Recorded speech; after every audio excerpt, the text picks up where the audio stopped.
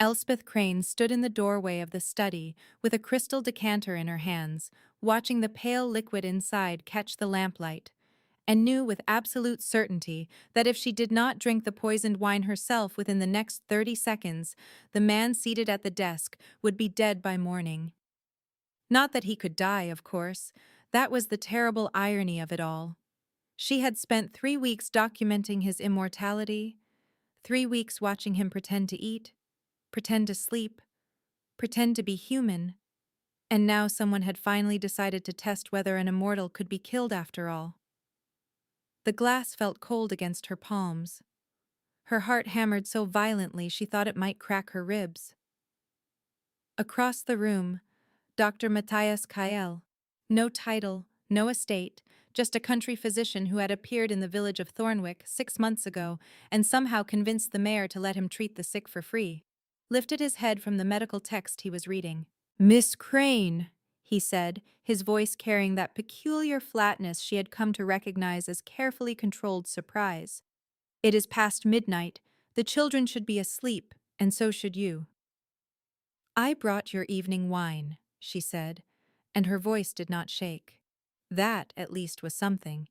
"You forgot to take it with dinner." 3 months earlier, she would never have dared enter a gentleman's study uninvited. 3 months earlier, she had been a different woman entirely. The night she had first met Matthias Kyle, she had been standing in the rain outside the coaching inn at Millbridge, watching her last coin disappear into the innkeeper's palm in exchange for a seat on the morning coach to anywhere that was not here. She had been 28 years old, unemployed for the 4th time in 2 years, and possessed of a single talent that no one seemed to value. She noticed things other people missed. She noticed, for instance, that the innkeeper's daughter had a fever that was not improving despite the poultices. She noticed that the blacksmith's limp grew worse in damp weather. She noticed that the coaching inn kept a room permanently locked on the 2nd floor, and that sometimes at night, someone moved behind the shuttered windows. What she had not noticed, until he stepped out of the shadows beside the stable and offered her his coat, was that the quiet doctor who had arrived in Millbridge that morning had been watching her just as carefully. "You will catch your death," he had said, draping the wool over her shoulders before she could refuse. "I have survived worse than rain, sir. I do not doubt it." He had studied her face in the dim light spilling from the inn's windows, and the tilt of his mouth.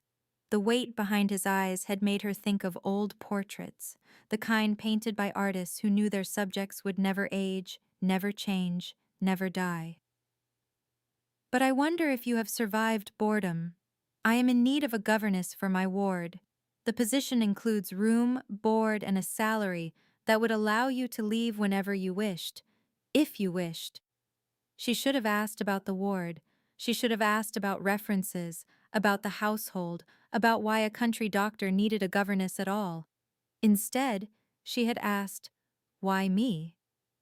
"Because you see things," he had said simply, "and I have need of someone who does." Now, standing in his study with poison in her hands, she understood exactly what he had meant. She had begun noticing the inconsistencies within the first week. Matthias Kale treated patients at all hours, often returning to the house at dawn with blood on his sleeves that was never his own.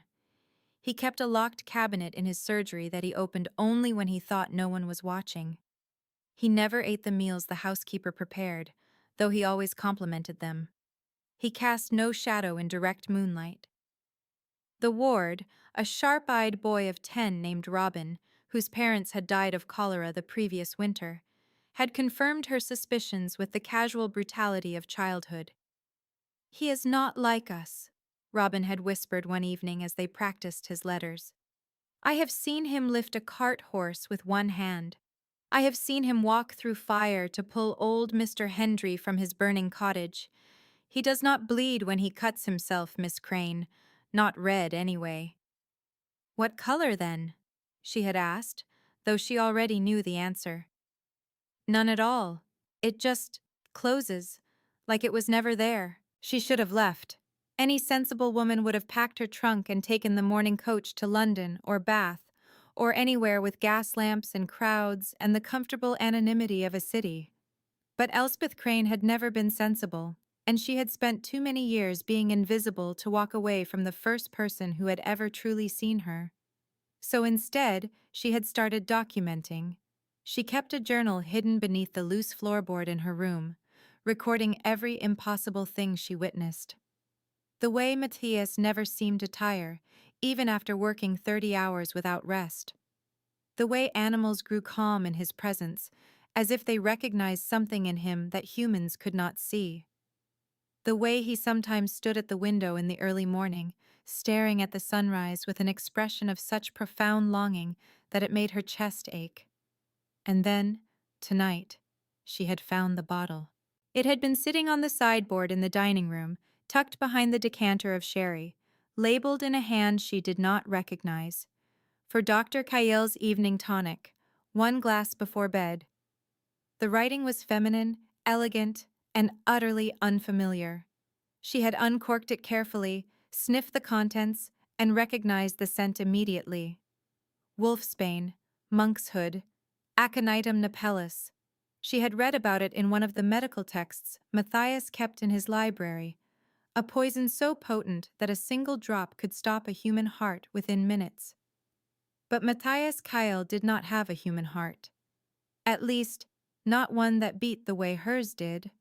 The question was whether whoever had left the poison knew that. "Miss Crane," Matthias said again, and this time there was a thread of concern in his voice. "You are trembling. Put down the decanter and sit. You look as though you might faint." "I am not the fainting type, Dr. Kael."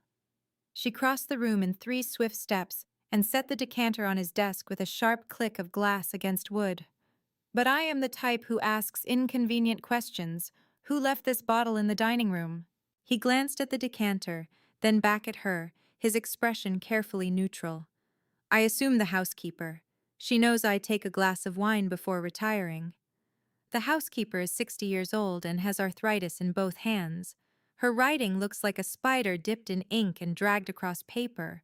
This, she pulled the label from her pocket and laid it beside the decanter, was written by someone with an expensive education and a steady hand. Someone who wanted you to drink this. Someone who wants you dead. For a long moment, he said nothing. Then very slowly, he reached for the decanter. Elspeth's hand shot out and closed around his wrist. His skin was cool beneath her fingers, and she felt no pulse. "It is poisoned," she said flatly. "Wolfsbane. Enough to kill a horse. Possibly enough to kill—" She hesitated, then finished. "Whatever you are." His eyes met hers, and in the lamplight, they were the color of smoke. "You should not have involved yourself in this, Miss Crane. I involved myself the moment I accepted your employment, doctor. Now tell me who wants you dead, or I will drink this myself, and you can explain to Robin why his governess dropped dead in your study." It was an empty threat, mostly. She had no intention of dying tonight, but she also had no intention of letting him dismiss her as if she were a child who had stumbled into adult affairs. Matthias studied her for a long moment, then sighed, a curiously human gesture from a man who did not breathe. "There is a woman," he said quietly. "Lady Verity Ashdown. We were—" He stopped, choosing his words with visible care. "I knew her a very long time ago, before I came to Thornwick, before I became what I am now. And she wants you dead because I refused her." He stood, moving to the window with that unnatural grace she had learned to recognize.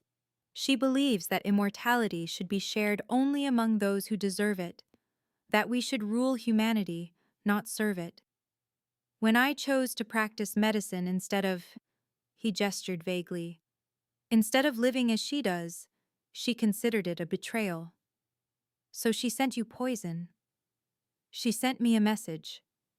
He turned back to face her, and his expression was bleak. "The poison will not kill me, Miss Crane, but it will incapacitate me long enough for her to arrive and finish what she started. She has done this before in other towns. I have been running from her for 30 years. Elspeth looked at the decanter, then at Matthias, then back at the decanter. Her mind raced through possibilities. discarding each one as quickly as it formed. If he drank it, he would be helpless.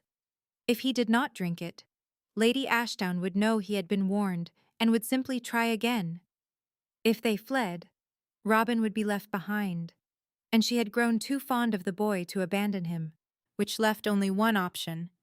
She picked up the decanter, pulled the stopper free, and raised it to her lips. "What are you doing?" Matthias crossed the room in a blur of motion, his hand closing over hers. "Put that down, now." "If I drink it," she said calmly, "Lady Ashdown will believe you did. She will come here expecting to find you helpless. Instead, she will find you waiting. And me." She met his eyes steadily. "Recovering in the guest room under your care. You are a doctor, after all. Surely you can treat a poisoning. Wolfsbane has no antidote. You will die. Then you had better work quickly." She pulled her hand free and drank before he could stop her. The wine was bitter, burning her throat like liquid fire. She managed 3 swallows before Matthias wrenched the decanter away, his face stricken. "You foolish, impossible woman," he said, and his voice was raw. "What have you done?" "Saved your life," she said, and then the room tilted sideways, and she felt his arms catch her before she hit the floor. The next hours passed in a haze of fever and pain. She was dimly aware of being carried, of cool cloths pressed to her forehead, of Matthias's voice murmuring words she could not quite hear. Her heart raced, then slowed, then raced again. Her lungs burned. Her fingers went numb. At some point, she felt something cold touch her lips. A cup, perhaps, or a vial, and tasted copper. Blood. She tried to turn her head away, but Matthias's hand was firm against her jaw. "Drink," he said, and there was a command in his voice she had never heard before. "It will not turn you, but it will slow the poison. Drink, Elspeth." She drank. The taste was strange, metallic and rich and utterly foreign, but almost immediately the fire in her veins began to cool. Her heartbeat steadied, the numbness in her fingers receded. "That is better," Matthias said softly, and she felt his hand smooth her hair back from her forehead. "Stay with me, Miss Crane. Just a little longer." She wanted to ask how much longer, but her tongue would not form the words. Instead, she let the darkness take her. When she woke, it was to the sound of voices arguing in the hallway outside her room. "Cannot possibly believe she will recover. Wolfsbane is invariably fatal." The voice was female, cultured and edged with amusement. "You have grown sentimental in your old age, Matthias. It does not suit you." "She will recover, because I will not allow otherwise." Matthias's voice was cold, harder than she had ever heard it.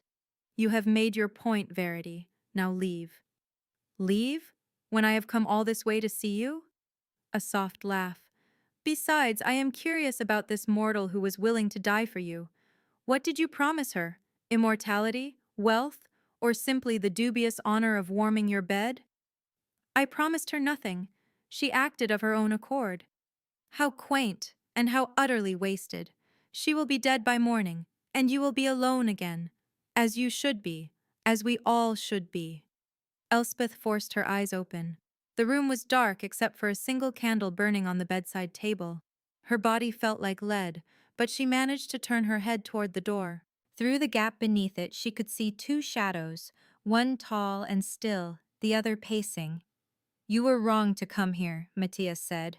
"I will not join you. Not now, not ever." "Then you will die here, in this wretched little village, pretending to be something you are not. How noble. How pointless." The pacing shadow stopped. "I could kill her, you know, right now, before she wakes. It would be a mercy, really, quicker than the poison. Touch her, and I will end you." The words were spoken quietly, but they carried a weight that made the air in the room feel heavy. Elspeth's ribs locked mid-breath. "You would kill me? For a mortal?" The female voice was incredulous now. "Matthias, you are more far gone than I thought. I would kill anyone who threatened her, including you."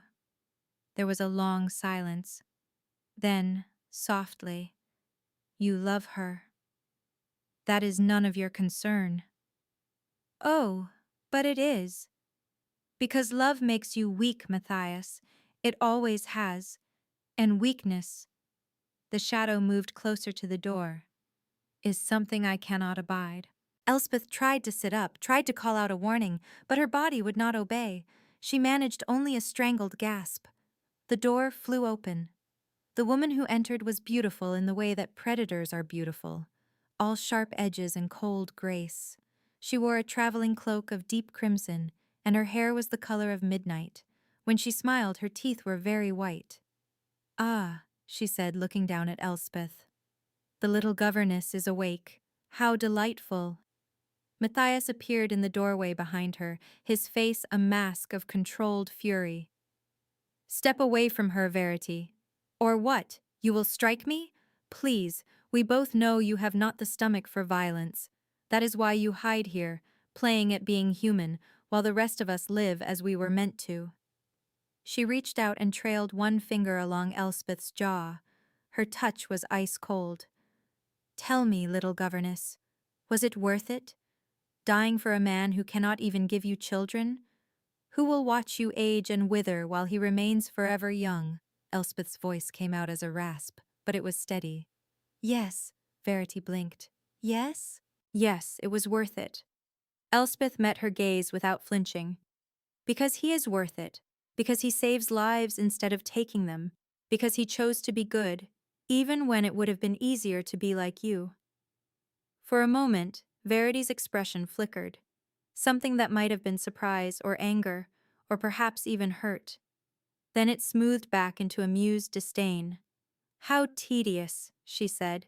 "You are welcome to him, then. I hope you enjoy your brief, mortal life together." She turned to Matthias.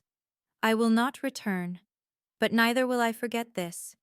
You have chosen your side, old friend. Live with the consequences."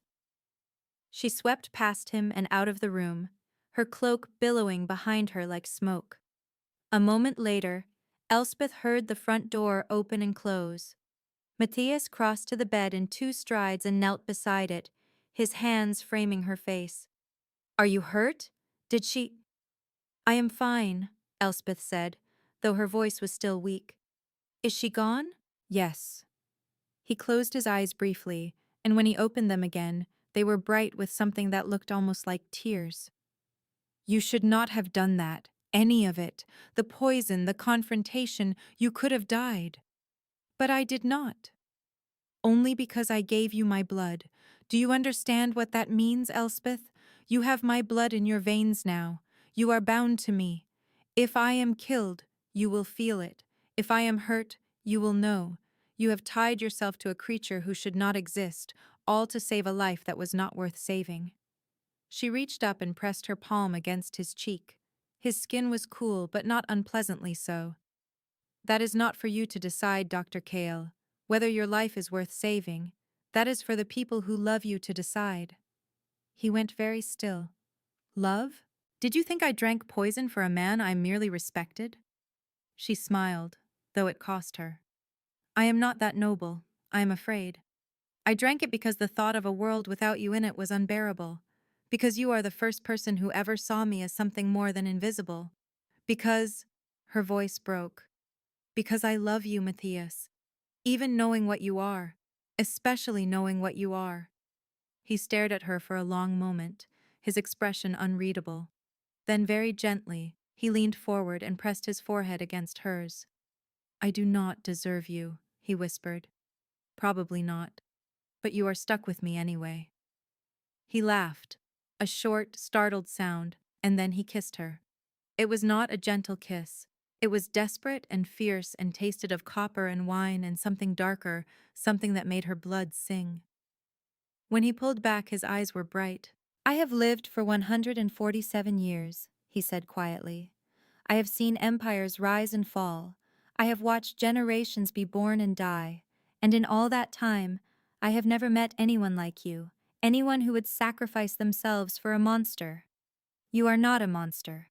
I am exactly a monster, but perhaps," He touched her face again, his fingers trembling. Perhaps I can be a monster who does good, if you will help me. Always, she said. He kissed her again, softer this time, and she felt the bond between them settle into place, like a key turning in a lock. It was not transformation. She was still mortal, still human, still herself.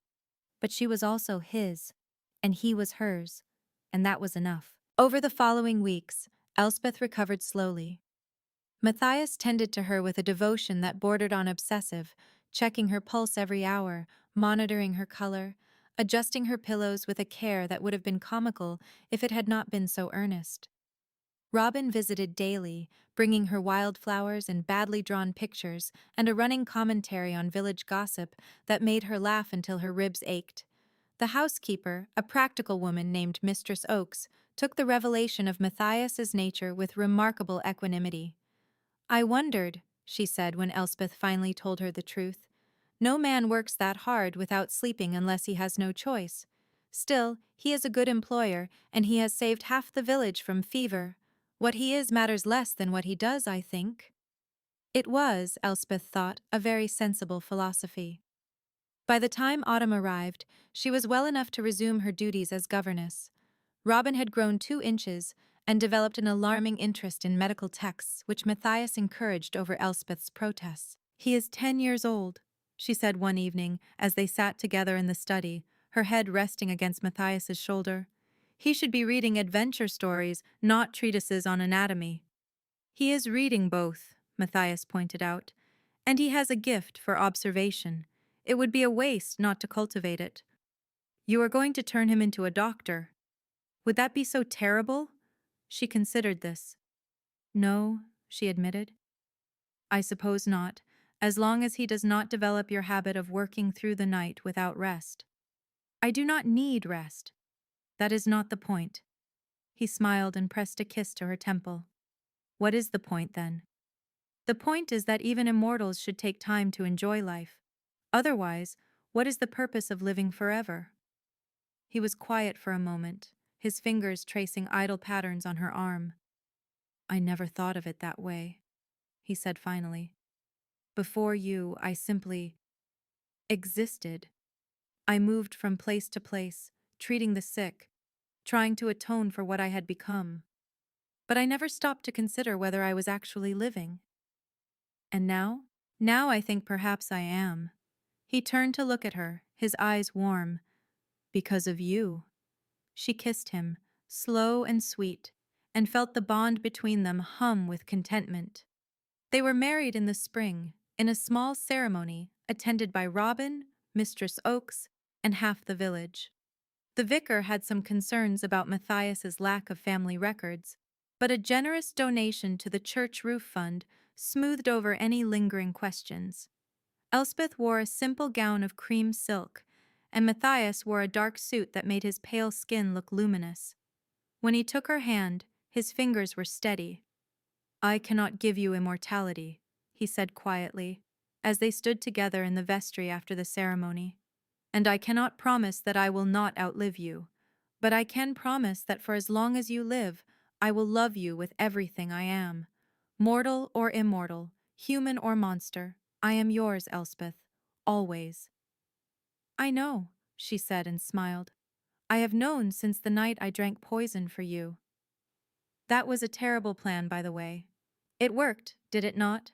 He laughed and pulled her close, and she felt the steady coolness of his body against hers, the absence of a heartbeat that no longer frightened her. He was different, yes. Impossible, yes. But he was also hers, and she was his, and that was all that mattered.